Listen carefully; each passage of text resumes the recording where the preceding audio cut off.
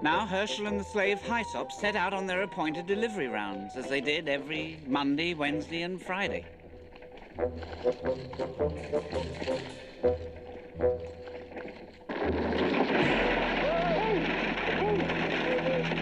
Oh! Bandits! I told you there would be bandits, but would you listen? Relax. Rock slides are a natural occurrence, Hyssop. You must remember that it is knowledge that will banish all fear from the hearts of men. Bandits! Our knives are sharp. Didn't I tell you? Our arrows are straight. Back in the village, didn't I tell you? So stand and deliver if you love light. What do you think they are, tourists? Don't be afraid. I just remembered we're with them. I am Herschel, and I am traveling this road with my slave Hyssop. We are in graven images, idolatry, and the like. We are not worth robbing unless you are devoutly religious. Throw down your valuables. Does that mean me? Hardly. When I give the word, jump off the cart and form the gods in a circle. Here we are, you swine. Any moment now, the gods will strike you jackals with thunderbolts.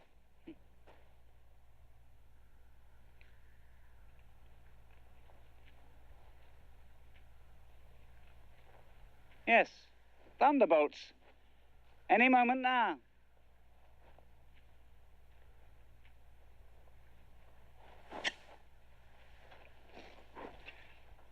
This God, all-powerful, is he? All powerful.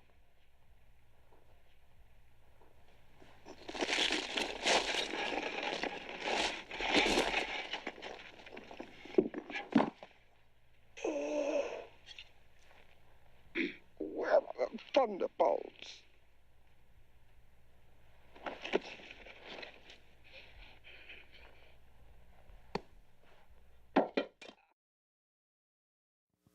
The world of the text that we are stepping into today is a lot different than the world we have today.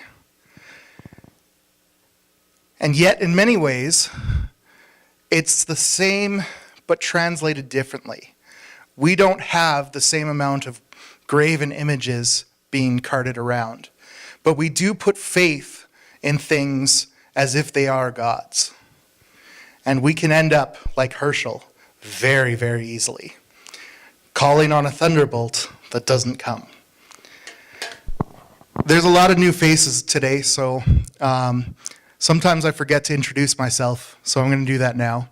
I'm Zakk. I'm the youth pastor here. And this is part 2 of my first series called The Rest of the Story. This series, I like to talk a lot about the context of the work that of the text that we're going to get into. The context makes everything come alive. You see, you only get so far just reading the words on the page without knowing the world in which those words came from. So we're going to do a little bit of exploring, and then we're going to dive into a story that some of you may have heard, but that you probably haven't heard recently. Some of you may not have heard this story at all, and it'll sound incredible. And it is.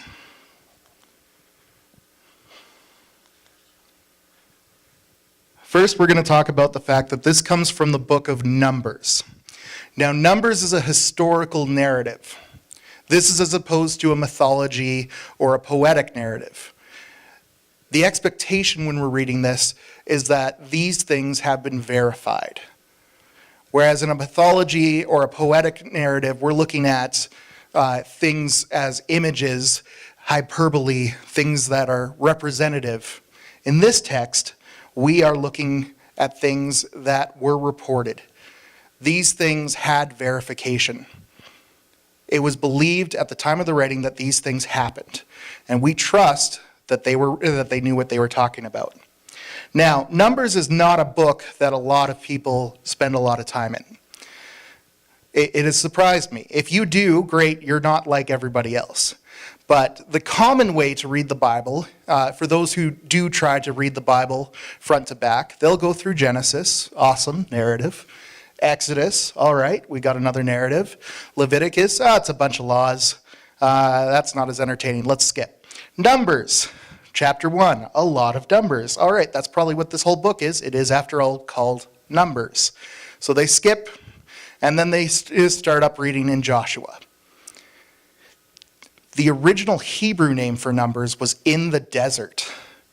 And I think that's a far better title. I think the fact that our translators have switched it to Numbers is unfair to the text. Because yes, there are a lot of numbers in it, but it is the story of the Israelites as they moved throughout the desert. And we get weird pictures when we don't read this text. We think the journey from Exodus to the Promised Land was just meandering, just the Israelites kind of getting lost. You know, there was that thing where Moses was told that he couldn't go in because the spies reported stuff and all the Israelites were scared and Moses was scared. And so we kind of go, okay, so they just kind of meandered about. That's not what actually happens when you read the text. Those events happen. But what we have, as you can see on this map, there are a lot of cities that they conquer as they go through. They're not aimlessly wandering the desert. They are conquering city after city. Now, that's going to be important for this story, because the story we are talking about today involves a man named Balaam. I see some of you have heard his name before. The Israelites are going through conquering city after city after city. And then this guy shows up. We switch perspective. We stop following the Israelites, and all of a sudden, we're with the Midianites. They're another group of people that are in this region. And their king, Balak, sees all of this conquering happening. And he goes, this is going to be trouble. I don't like that this is happening. And all of a sudden, there's a name that is put forth to him. Balaam. Balaam, he's a prophet for hire. You can hire him, and he will bless those you want to bless and curse those you want to curse. He can commune with any god. Let's call him up to deal with these weird ex-Egyptianites. So we're going to jump into the text. There's a lot of text, but I'm going to be there with you, and this is going to be good. I promise you. It's a lot of reading, but it's going to be worth it. And I made my slides too small, so I'm going to read it with you. So the elders of Moab and the elders of Midian departed with the fees for divination in their hands. And they came to Balaam, and they gave him Balak's message. And Balaam said to them, lodge here tonight, and I will bring back word to you as the Lord speaks to me.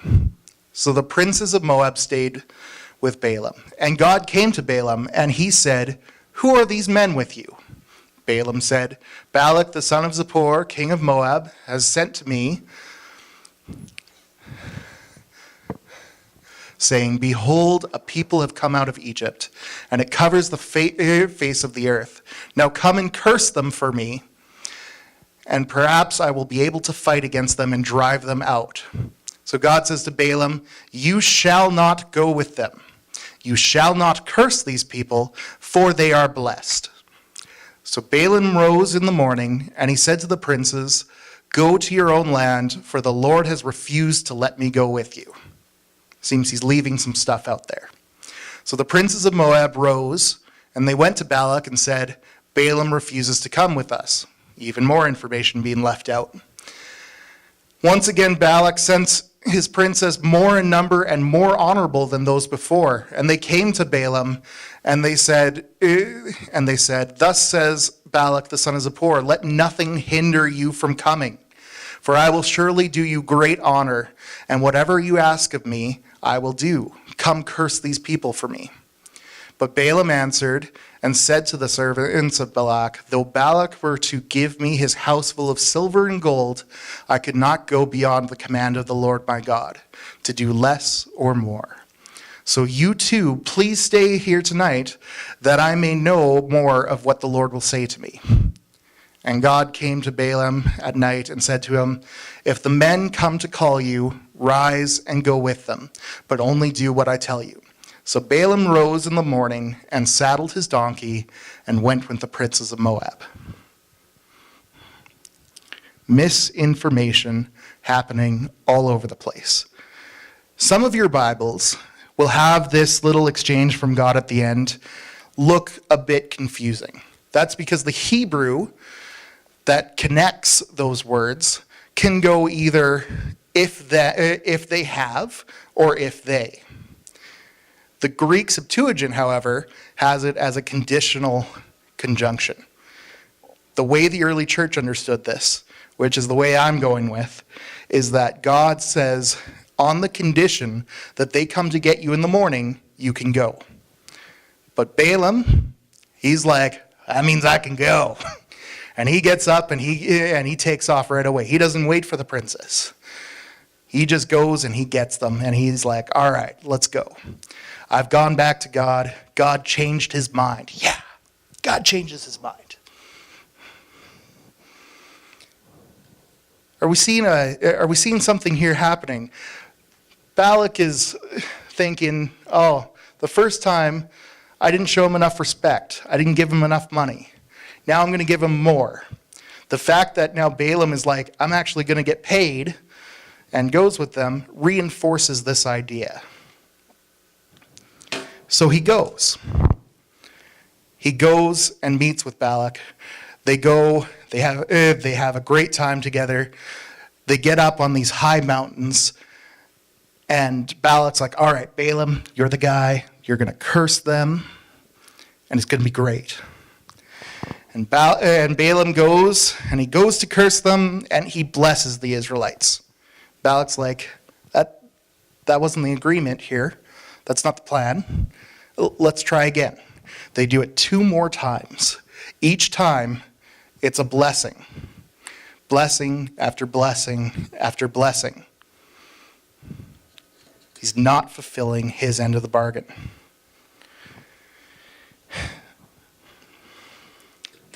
But before that, we have this awesome story. And I jumped ahead because I'm excited about that part. But this is the really weird stuff that's happening first on the way. So bear with me as we backtrack. Balaam's just got up to go. And God's anger is kindled against Balaam because he went. So the angel of the Lord took a stand in the way of his adversary. Now Balaam was riding on the donkey, and his 2 servants were with him. And the donkey saw the angel of the Lord standing in the road with a drawn sword in his hand, and the donkey turned aside out of the road and went into the field. So Balaam struck the donkey to turn her back into the road. Then the angel of the Lord stood in a narrow path between the vineyards, with a wall on either side.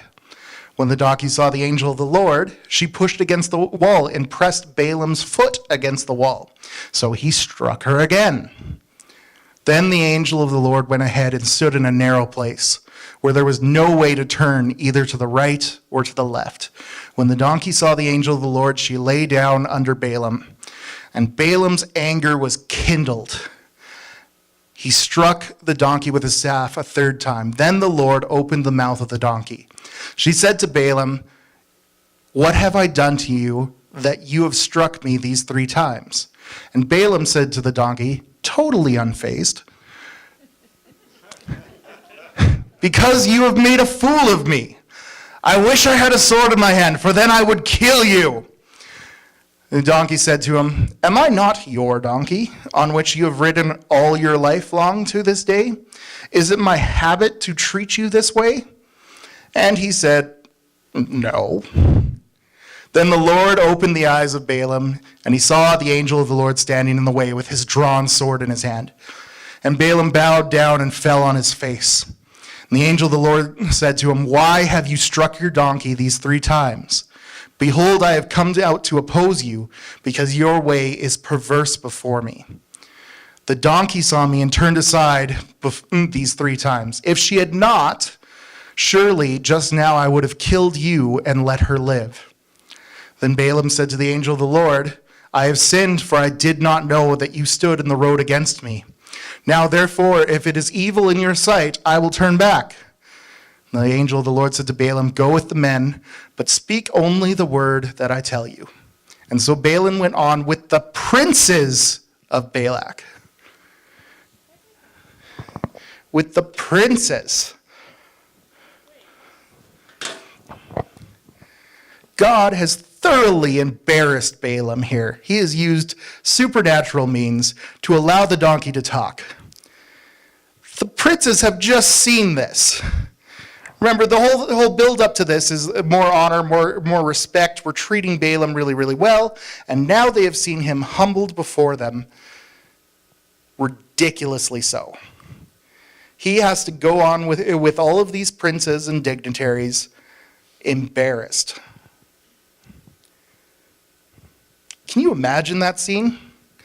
Furthermore, this is not an Israelite story. We are reading it from another perspective, which means this story got around. People told this story. They said, "Man, did you hear about that Balaam prophet guy? His donkey talked." Really? Why did the donkey talk? Well, you see, he hit him 3 times. Donkey just started speaking. We were surprised, but he seemed like it was nothing. The donkey rebuked him. He got rebuked by a donkey. Are you kidding me? If a donkey can talk to you like that, just saying. So he goes there. He fails 3 times to curse. And Balak's anger was kindled against Balaam. And he struck his hands together, and Balak said to Balaam, "I called you to curse my enemies, and behold, you have blessed them these 3 times. Therefore now flee to your own place, for I said, I will certainly honor you, but the Lord has held you back from this honor." And Balaam said to Balak, "Did I not tell your messengers whom you sent me that if Balak should give me his house full of silver and gold, I would not be able to go beyond the word of the Lord, to do either good or bad of my own? What the Lord speaks, that will I speak." Then Balaam rose and went back to his place, and Balak also went on his way. Now this is a weird story. It is a weird story. And you would think, if the story ended here, that Balaam is just some guy who knew God. He tried to do something for money. God didn't let him. And he failed, and so that was that. But the thing is, Balaam is mentioned a ridiculous number of times in the Bible for this story. I'm not going to read these, but these are all stretching all the way into the New Testament, references to Balaam. I encourage you on your own time, read through these. Look at the effect that he has had. A failed prophet. But these speak not of a failed prophet, but of a tempter. It turns out, we find out that wasn't the end of the story. Immediately after that verse, we switch back over to the Israelite point of view. And the Israelites are committing idolatry. And a plague comes and kills thousands. The Israelites are being punished by a plague. But there is no direct connection until we get to much later in the chapter. When they kill Balak, they kill the other princes, they kill Balaam. And then Moses and his generals bring the people together to inspect the work that they have done. And they have killed every man, but they kept the women alive. And this was an issue. Moses is going to tell us why. Moses said to them, "Have you let all the women live? Behold, these on Balaam's advice caused the people of Israel to act treacherously before the Lord in the incident of Peor. And so the plague came among the congregation of the Lord." See, Balaam, off screen, if this was a play, this would be off screen. He went back and he said, "Hey, the cursing failed, but I'm going to tell you how to get these guys. You send the women in. You get them to seduce the guys, get them to make the guys start following false gods. And then God will turn against his people all on his own. You don't have to worry about cursing them. God's going to do it for you." Apparently that happened. And now Moses is seeing this. And Moses is saying, you need to cut the cancer out. And now for us, that looks a little bit like genocide. We're not necessarily comfortable with that. But remember, our gods now are different than the gods back then. We don't worship a statue that you can crush the head of. We worship other things. We worship comfort. We worship success. Things we can pride ourselves on. We worship our Facebook friend number, our Twitter followers. Any external sign of comfort and success, those are our new graven images. Those are the things that put us back in this story. Those things on their own may not be a cancer to you, but if they are, Moses says, cut the cancer out. Delete the account. Throw away the phone. Jesus himself will say, it is better to cut off your hand than to have it cause you to sin. Better to pluck out your eye than that it would cause you to sin. But this story was kept and told for a reason. That's the thing with all of these historical narratives. Every story that they keep is there for a reason. It has things to teach us. Here's what I found. God can use anyone, even despite their selfish motives. Balaam was clearly in this for the money. It's clear that all the Israelites felt that that was the reason for this when it was recounted.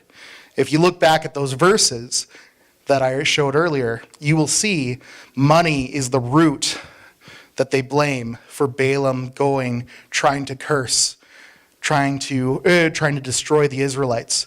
It didn't do Balaam any direct good, but the good he got from the money is what made it great. Here's the second one. You can't trick God. Balaam tried. He tried really hard. Misinformation, hidden his donkey. He went in to curse. I encourage you to read these chapters of Numbers on your own. You will see in the midst of these blessings, he goes up there with every intention to curse and get his paycheck. And yet, he ends up blessing. He goes up onto high places and he gives offerings trying to seduce God into bending to his will. You can't trick God. But it's not just a negative story.